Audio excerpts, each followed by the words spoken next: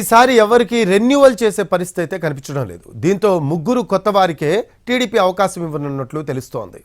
చంద్రబాబును చాలా మంది ఆశావాహులు కలిశారు. తమకు అవకాశం ఇవ్వాలని కోరారు. అసెంబ్లీ ఎన్నికల్లో టికెట్లు దక్కని ప్రతి ఒక్కరూ ఎమ్మెల్సీ పదవి మీద ఆశలు పెట్టుకున్నారు.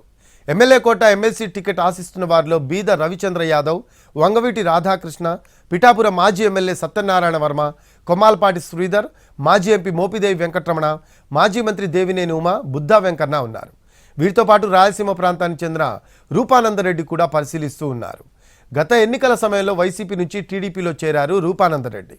అభ్యర్థులకు కొంత ఫండింగ్ కూడా చేశారు. దీంతో రూపానందరెడ్డికి అవకాశం ఇవ్వాలి అనుకుంటున్నట్టు సమాచారం.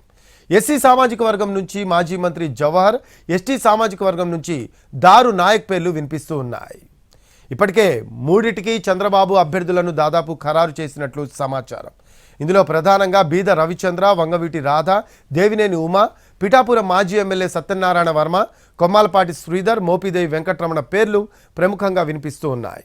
ఇవాళ మధ్యాహ్నం అభ్యర్థులను ఫైనల్ చేసే అవకాశం కనిపిస్తోంది.